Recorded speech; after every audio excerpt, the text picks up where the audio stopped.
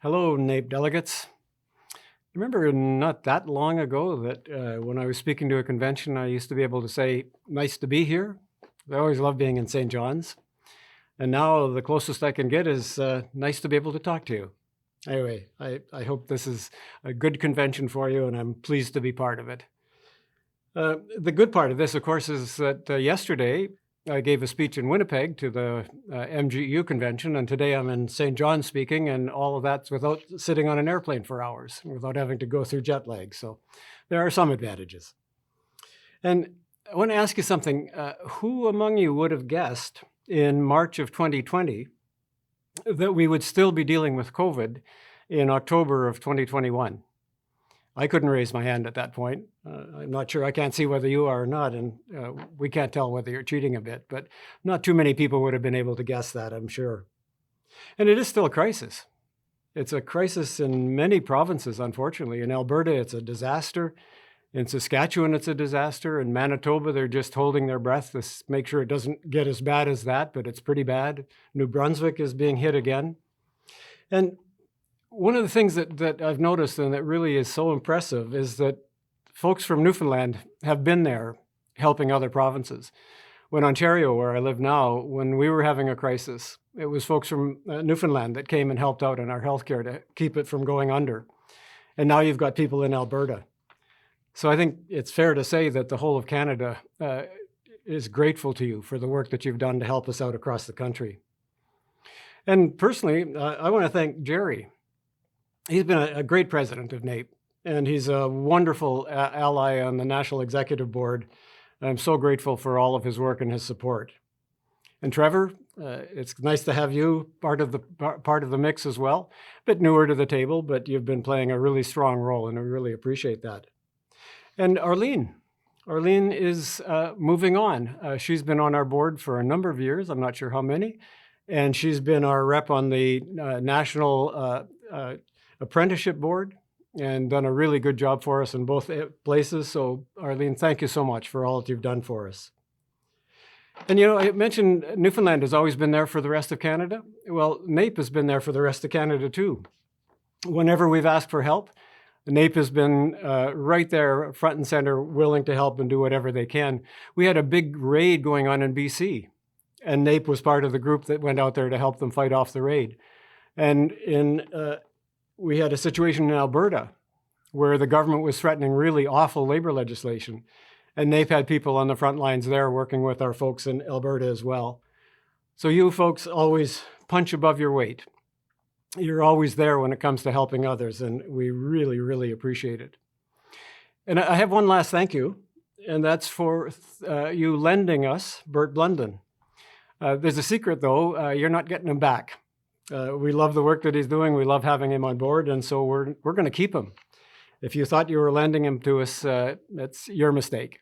He's on board with us now, and we really appreciate what he has brought to the National Union. One of the things that's going on in the country, of course, is there's a lot of concern about the environment these days. And in most places, if you say you're going green, that's a good thing. That means you're concerned about the environment. Except in Newfoundland and Labrador, if you say you're going green, it's got the opposite meaning. It means you're signing on to a lunatic set of economic nonsense prescriptions. The Green Report. Green, who's a famous privatizer, was asked by the government to make recommendations, and they got some pretty dumb ones, and you sort of wonder to yourself, what did they expect? Cut healthcare budgets? Coming out of COVID, we're going to cut healthcare budgets? We're going to negotiate wage cuts and benefit cuts. But of course, the negotiation is with a gun to your head, because if you don't agree, then she says the government should go ahead and legislate. That's negotiations, not when I checked last. And she wants to privatize everything that can move, of course. If Dame Green was a COVID doctor, the patient would be in trouble because she would advise killing the patient in order to save it. So you've got a fight on your hands, but we'll be there with you, and I'm sure that the prescriptions are so dangerous to the province that you'll be able to fight off the worst of the green prescriptions. We have three overarching issues on the National Union table right now. One of them I sort of indirectly mentioned, and that's the environment. Climate change is now here. It's not coming. It's here. It's a crisis. And you just have to look across the country at what happened in the last 2 or 3 years, and you'll see how dangerous it has already become. The heat waves in BC, the hundreds of people were killed. It was so hot that people died. Droughts in Manitoba, there was an emergency declaration of it was so dry that it was an emergency in that province. We've got floods, and we've got fires, and we've got more hurricanes, and we've got more tornadoes. We had more wildland fires this year than the year before, and the year before was a record. It keeps on building. So it's the environment is a big issue for us, and will be. The climate change that is already with us is bad enough. We want to keep it from being a catastrophe. And it's an issue for all of our members. All of our members live on this planet. And that means that climate change is an issue for every single one of us and our families. But we've also got a lot of people on the front lines. We've got our EMS workers who have to go to the disasters and try and help out. We've got our wildland firefighters who fight these amazing, intense fires that are increasingly happening in all of the Western provinces. And you know, I don't think it's happened this year, but in far too many years, we lose 1 or 2 wildland firefighters. They die as a result of serving the public. And there are healthcare workers who are facing new threats all the time. The issues that our healthcare workers are facing are changing. And even the people who have to rebuild the roads are facing increasing pressure because they have to be able to go in after a disaster and rebuild. All over the place, we have people on the front lines of climate change. And their safety is a concern of ours. And we want to make sure that when they're doing their jobs, they are as safe as possible when they do that. There's a thing called COP26 that's going on fairly soon. And COP26 is a meeting of all of the governments from around the world to decide what governments are going to do to fight climate change. And Bert Blunden is going to be there for us. He's an official delegate with the Canadian delegation. He'll be there keeping our government's feet to the fire to make sure that they live up to the promises that they've made, that they make more promises, because the time for governments to be cautious and political is long past. We need our governments to step up and really make the kind of aggressive and courageous decisions that they need to make. The second issue for us is income and wealth inequality. It was a crisis before COVID, and it got worse during COVID. You know, for 3 decades, 2 decades at least, all of the accumulated wealth, the growing wealth in Canada has gone to the 1%, and it hasn't been shared across the board. Some of you will remember the name Stephen Harper, the late, thank goodness, Prime Minister of Canada, who was so unpopular because he was so far to the right of the political perspective, he just sort of fell off the edge. Stephen Harper said that income inequality is such a problem in Canada that it needs to be addressed. And he's right. It's a serious, serious problem. It's destroying our economy and it's destroying our social systems. Well, you know what? During COVID, our billionaires, and we have a few in Canada, our billionaires grew $53 billion richer during the first year of COVID. While the rest of us were holding on to our jobs if we could, and some of us were getting CERB, and people were really struggling, our billionaires grew their wealth by $53 billion. That's crazy. That's a crazy system. And the wealth of Canadian billionaires has more than doubled in the last decade. Probably about the same as your wages, right? You doubled your wages in the last decade? Right, not even a chance. If we kept pace with inflation, we were doing well. If our strong unions were able to fight to keep pace with inflation, we thought we were okay. And the billionaires among us, they doubled their wealth while we were barely holding on. And I want to read about what some of our CEOs were paid in the first year of COVID.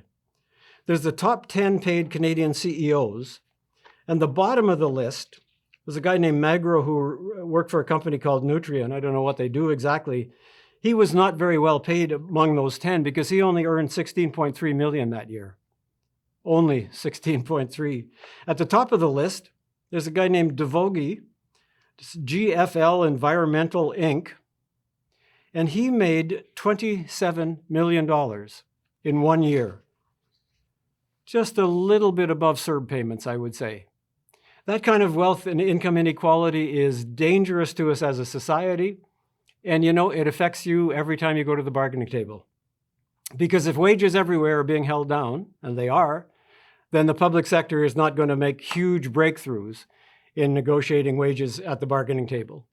So our members pay for wealth and income inequality every day and every year.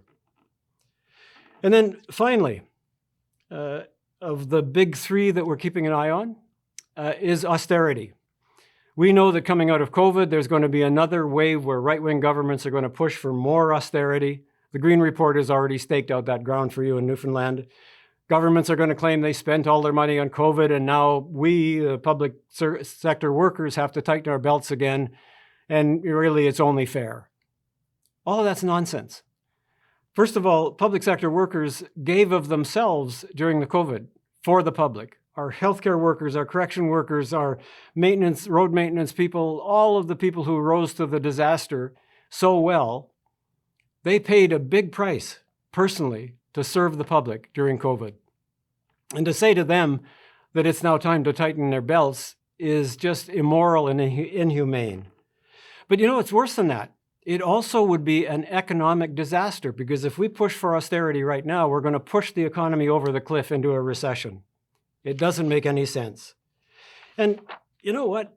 We learned during COVID, we learned how important our public services are. We in the public sector always knew that, but the Canadian public understands that now. Healthcare is hugely important. Social services are hugely important. Rebuilding the way that our society works is important. And we learned that again under COVID. And to now say that it's time to tear all of that down doesn't make any sense. So we're going to be working with our components. We're going to build as many tools as we can to help to fight this growing wave that we can see coming of new demands for austerity. Don't forget that the people now are saying that we need austerity because of COVID. They would say we need austerity whatever happened. The wind blew the wrong way, the tides were too high, the economy was sort of stumbling. Anything that passes for an excuse, they'll say calls for new austerity. So COVID is not new. But you know what? Provincial governments did not even spend their own money on COVID. Provincial governments, by and large, spent federal money. They didn't drive themselves into the economic ditch. They spent money that was coming from the federal government. And you know what else? Canada is a wealthy country. Coming out of COVID, Canada is a very wealthy country. The problem isn't that we can't afford things. The problem is that we don't tax the people with money enough that we can pay for public services. So we don't need austerity. We don't want austerity. We can't afford austerity. And it's not even a sensible prescription. Because if we had fair taxation in Canada, we could afford to have public services that we deserve.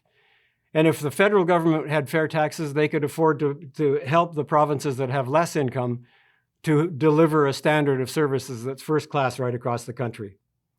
We have one of the lowest corporate tax rates in the G7. We could afford to increase our corporate taxes. You know that there's a little company called Amazon, you might have heard of them.